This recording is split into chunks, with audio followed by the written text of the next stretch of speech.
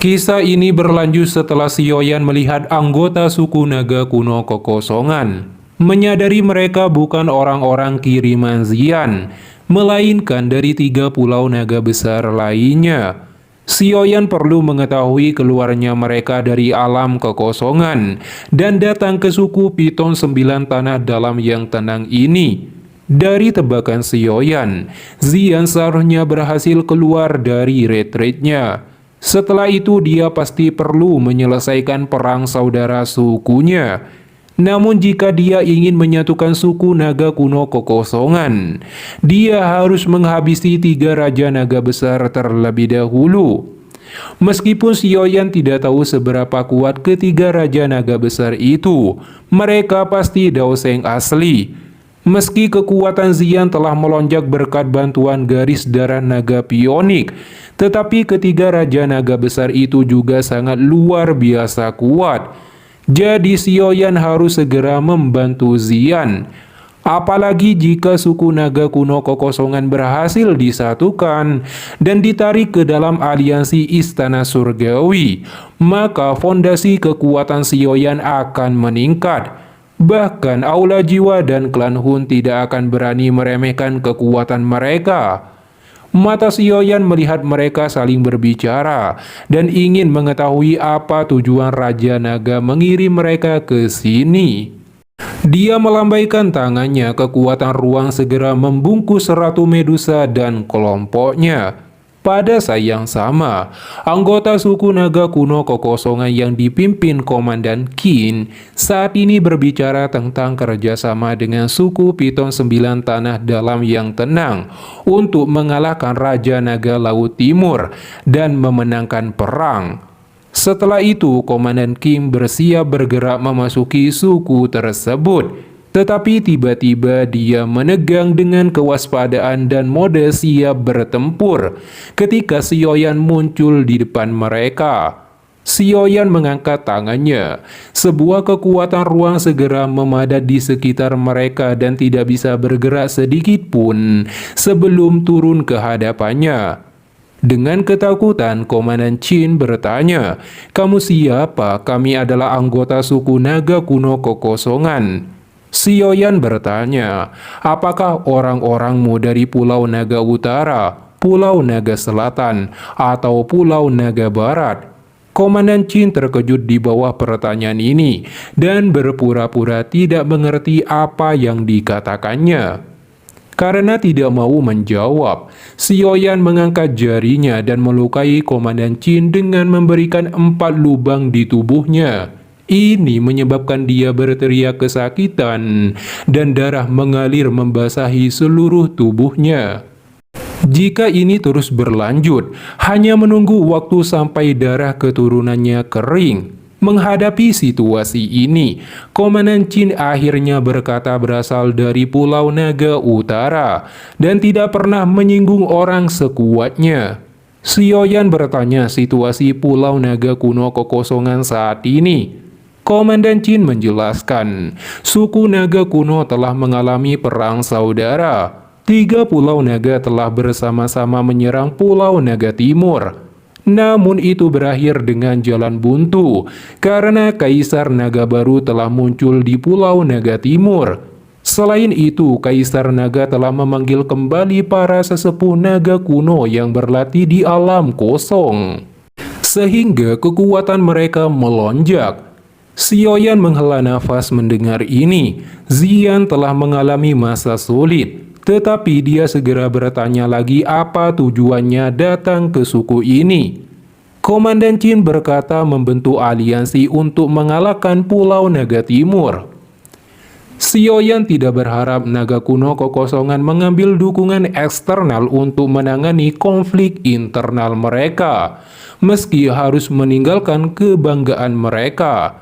Komandan Qin berkata ini telah menjadi keputusan 3 Raja Naga dan dia tidak bisa membantah perintah.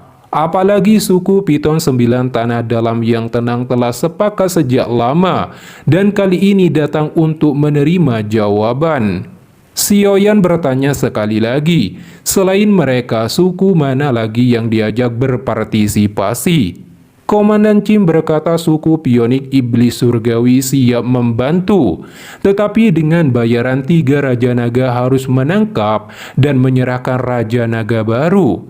Mendengar pernyataan ini, Sioyan menjadi sangat emosi, berubah menjadi gelap dan dingin. Dia tidak berharap 3 Raja Naga membuang harga diri mereka demi menyelesaikan konflik internal. Jika aliansi ini terjadi, Xian akan segera menghadapi situasi yang sangat berbahaya. Tubuh Komandan Chim bergetar setelah melihat Sioyan menjadi sangat marah. Karena Xian dalam situasi buruk, Ratu Medusa bertanya apakah bergegas ke alam kekosongan untuk membantu. Sioyan berkata tidak perlu terburu-buru. Selama para ahli dari suku Pionik Iblis Surgawi dan suku Piton 9 Tanah Dalam yang tenang tidak menuju ke alam kosong, Xian masih bisa bertahan. Yang perlu mereka lakukan sekarang adalah menunda suku Pionik Iblis Surgawi dan suku Piton 9 Tanah yang tenang. Adapun Komandan Chin dengan lemah meminta Sioyan untuk melepaskannya karena telah memberitahukan semuanya. Sioyan acuh tak acuh menatap Komandan Chin menggunakan jarinya yang langsung menyegel Daoji di tubuhnya dan anggotanya. Setelah itu Sioyan melemparkan mereka ke celah gelap di jurang yang dalam. Kemudian Sioyan memimpin memasuki ke 9 jurang tanah yang tenang. Mereka memasuki terowongan medan dunia bawah tanah yang sangat rumit. Tetapi dengan peta yang telah disiapkan, mereka mudah menelusuri terowongan bawah tanah. Semakin dalam memasukinya, para ahli bermunculan. Tapi dengan kekuatan ruang yang dimiliki oleh Sioyan, mereka dengan mudah memasuki celah ruang kosong untuk menghindari deteksi para ahli di sepanjang jalan. Mereka akhirnya sampai di jurang hitam yang sangat besar di bagian terdalam. Aura gelap dan dingin terus-menerus bertiup kencang darinya sebagai pertahanan alami. Sioyan melambaikan tangannya, sebuah kekuatan spasial membungkus kelompoknya, dan dengan paksa menerobos angin kencang yang sangat dingin dan bergegas ke dasar jurang hitam. Mereka akhirnya sampai di danau yang airnya berwarna kuning tua dan bercampur merah samar. Inilah mata air musim semi tenang yang legendaris. Sioyan kemudian mengulurkan tangannya ke danau kuning, dan kristal es kuning tua mulai dengan cepat naik ke lengannya.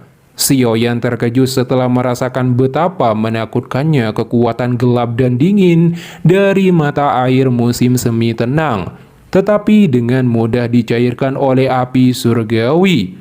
Sioyan memberitahu Ratu Medusa di sampingnya akan pergi ke dasar untuk mengambil kristal darah musim semi. Baru setelah itu, Ratu Medusa memasuki mata air musim semi tenang. Selama waktu tunggu itu, Ratu Medusa, Dokter Peri Kecil, dan Kingling harus bersembunyi. Lonjakan api surgawi segera membungkus seluruh tubuh Sioyan sebelum melompat ke danau, menuju dasar mata air dengan kecepatan kilat. Ratu Medusa dan yang lainnya juga segera menekan aura keberadaan mereka dan mulai bersembunyi di kegelapan. Saat ini tubuh Sioyan dengan cepat bergegas menuju dasar mata air. Ekspresinya menjadi serius, merasakan kekuatan gelap dan dingin yang terkandung dalam mata air ini bisa membekukan Daoji. Sioyan masih merasakan anggota tubuhnya mati rasa, bahkan dengan api surgawi melindunginya. Sioyan tidak bisa terus berlama-lama di sini. Dia segera meningkatkan kecepatannya. Tetapi tiba-tiba, ular hitam muncul dari belakangnya dan hendak memangsanya. Sioyan segera melemparkan pukulan ke belakang.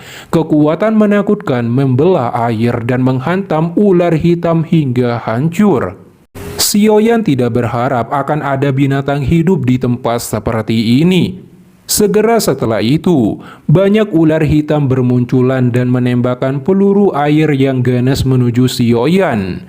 Menghadapi situasi ini, Sioyan tidak bisa terjerat atau dia akan kehilangan banyak Daoji. Dia segera menghindari serangan tersebut dan dengan gerakan 3000 petir bergerak dengan kecepatan maksimal menuju dasar mata air. Ular-ular hitam itu terus mengejarnya dari berbagai arah, hingga akhirnya Sioyan melemparkan api surgawi dan berubah menjadi lautan api, menghantam ular-ular dan dihancurkan. Ular hitam yang selamat menjadi ketakutan, berbalik dan tidak berani lagi mengejarnya. Sementara Sioyan terus terjun ke dasar dan akhirnya sampai. Dia melihat permukaan adalah pasir. Pecahan bebatuan yang tak terhitung jumlahnya menjadi alasan kenapa tempat ini relatif cerah. Namun Sioyan terkejut, tidak menemukan kristal darah musim semi setelah mencarinya kemana-mana. Sebaliknya dia segera dikejutkan dengan suara minta tolong, dan akhirnya menemukan seorang pak tua tinggal tulang dan keriput dikekang oleh 4 rantai energi di dasar mata air ini. Dia lebih terkejut lagi merasakan aura kekuatan pak tua ini berada di tingkat elit Daoseng. Dia juga segera membuka matanya saat Sioyan mendekat dan berjuang. Dia minta tolong agar membebaskannya dan berjanji pada Sioyan akan membuat suku Piton 9 tanah dalam yang tenang menjadi bawahannya. Sioyan terkejut sembari berkata, "Siapa kamu?" Dia bisa merasakan energi yang sangat gelap dan dingin yang dipancarkan dari 4 rantai logam besar itu, melelahkan Dauci patua itu. Siapapun yang menjebak orang ini benar-benar kejam. Ini bahkan lebih ganas daripada langsung membunuhnya. Patua itu mengatakan adalah kepala suku Piton 9 tanah dalam yang tenang, Yao Ming. Selama Sioyan melepaskannya, dia akan menyetujui apapun usulannya. Sioyan mengerutkan keningnya tak terpengaruh atas permohonannya. Sebaliknya mengajukan pertanyaan bahwa kepala suku adalah Yao Xiaotian. Mendengar namanya, Yao Ming dipenuhi kemarahan dan kebencian meraung gila. Yao Xiaotian telah menggunakan skema jahat untuk merebut posisinya dan disegel di sini. Di bawah penderitaan ratusan tahun ini, jika dia bebas, dia bersumpah akan membuatnya mengalami penderitaan yang lebih buruk dari kematian. Sioyan kemudian memintanya untuk menceritakan tentang hubungannya dengan Yao Xiaotian. Yao Ming berkata adalah kakak Yao Xiaotian. Dia seharusnya menjadi penerus sejati sebagai kepala suku. Biasanya tidak mungkin bagi Yao Xiaotian untuk menjadi kepala suku dan sangat menghormatinya. Namun dia diam-diam sedang membuat rencana jahat di belakangnya. Dia pertama meracuni Yao Ming dan kemudian menyerangnya ketika kekuatannya menurun.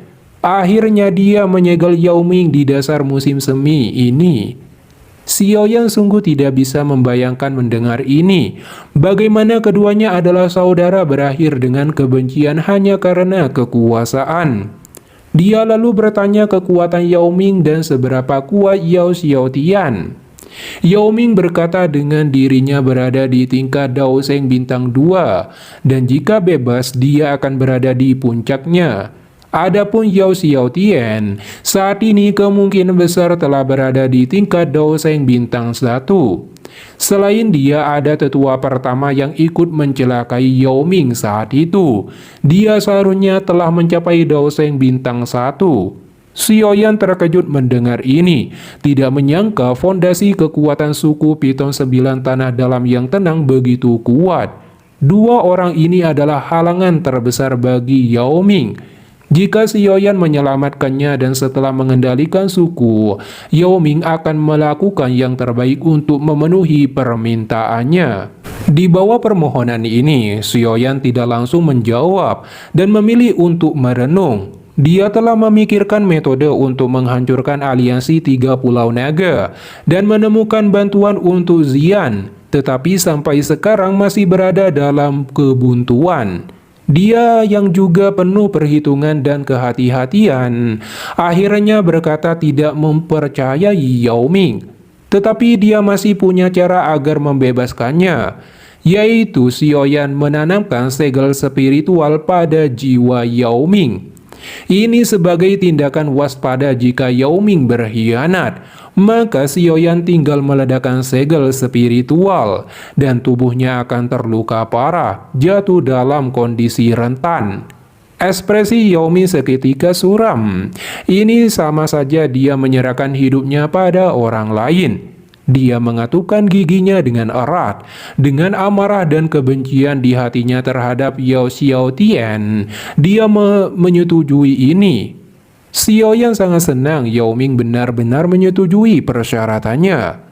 Segera kekuatan spiritual Yao Ming melonjak, dan akhirnya itu membentuk ilusi ular hitam besar di depannya.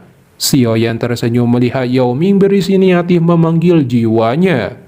Pikirannya bergerak dan sedikit jiwa panas dengan cepat melesat keluar dan memasuki dahi ular raksasa hitam itu sampai bergetar hebat setelah menerima jejak spiritual. Ular itu dengan cepat menyebar dan kembali ke kening Yao Ming. Setelah itu Xiaoyan bertanya kedatangannya ke sini untuk mendapatkan kristal darah musim semi. Yao Ming berkata kristal darah musim semi sangat langka, dibutuhkan 1000 tahun untuk terbentuk. Dia juga telah menelan kristal itu ratusan tahun yang lalu. Dengan itu dia mengeluarkan kristal darah seukuran kepalan tangan dari mulutnya. Xiaoyan mengulurkan tangannya untuk menerima kristal berwarna darah yang tergantung di depannya. Kekuatan gelap dan dingin yang menakutkan menyebar dari tangannya. Ini segera mulai membekukan salah satu tangan Xiaoyan. Ini memang kristal darah musim semi. Kekuatan gelap dan dingin ini benar-benar menakutkan. Xiaoyan mengangguk dengan gembira setelah melihat kristal ini. Es yang membekukan tangannya hancur dan memasukkannya ke dalam cincin penyimpanannya. Setelah itu Xiaoyan bertanya bagaimana membebaskan Yao Ming. Yao Ming berkata rantai logam bukanlah satu-satunya hal yang menahannya. Sebaliknya itu adalah batu yin musim semi kuning yang melekat pada ujung rantai pada gunung. Ada kekuatan gelap dan dingin tak berujung yang melonjak darinya, yang menghabiskan Dao Qi di dalam tubuhku, membuatku tetap dalam kondisi lemah. Xiaoyan kemudian bergerak ke arah ujung rantai logam yang terhubung ke gunung hitam. Dao Qi yang besar melonjak saat Xiaoyan mengirimkan tinjunya dan dengan kejam menabrak gunung. Sayangnya gunung itu hanya bergetar yang menyebabkan Yao Ming kecewa. Namun Xiaoyan segera mengirimkan jarum api surgawi yang dia kirimkan dengan 2 jarinya. Saat bertabrakan, rantai logam retak dan segel mulai rusak, menyebabkan Yao Ming sangat senang. Di sisi lain, Yao Xiaotian duduk di singgasananya, menikmati kekuasaan dengan ditemani 2 wanita cantik di sisinya. Namun dia langsung terkejut dan marah saat merasakan bahwa segel Yao Ming telah rusak. Dia kemudian segera bergegas menuju mata air 9 musim semi yang tenang. Di waktu yang sama, Xiaoyan telah berhasil memecahkan segel terakhir. Yao Ming dengan sekuat tenaga menghancurkan rantai yang mengekang tubuhnya sebagai sentuhan terakhir dan dengan gembira terbebaskan. Meski demikian, kondisi tubuhnya saat ini sangat lemah. Bahkan seorang Daozun akan mudah membunuhnya. Tetapi dia sangat berterima kasih pada Xiaoyan dan tidak akan melupakan hutang budi ini. Xiaoyan mengeluarkan botol pil obat dan memberikannya pada Yao Ming untuk memulihkan Dao Qi-nya. Mereka berdua juga segera bergegas menuju permukaan untuk keluar dari tempat ini. Mereka akhirnya sampai di permukaan danau dan keluar. Namun Xiaoyan segera dikejutkan dengan tubuh Ratu Medusa yang terlempar. Xiaoyan segera mengulurkan tangannya dan sebuah kekuatan hisap menarik tubuh Ratu Medusa ke sampingnya. Ratu Medusa menghela nafas melihat Xiaoyan telah keluar. Mata Xiaoyan menjadi dingin setelah melihat bekas darah di sudut mulut Cailin. Dia langsung menatap tajam ke orang berpakaian hitam tergantung di udara. Orang berpakaian hitam itu juga menatap Xiaoyan dengan sepasang mata yang sangat gelap dan kejam. Tak lain adalah Yao Xiaotian. Orang ini tiba-tiba datang dan menyeret kami bertiga keluar. Qinglin dan dokter peri kecil telah dikulukai olehnya. Cailin mengatupkan giginya saat dia berbicara. Xiaoyan melihat ke suatu tempat yang tak jauh dari mata air. Aura Qinglin dan dokter peri kecil sedikit kacau dan mengalami cedera serius. Yao Xiaotian tersenyum ganas saat dia berkata, "Bocah kecil, karena kamu berani merusak rencanaku, raja ini akan menguburmu di musim semi ini terlepas dari mana kamu berasal. Raja ini akan membantumu menjaga ketiga keindahan ini. Ini adalah harga yang harus kamu bayar untuk kecerobohanmu."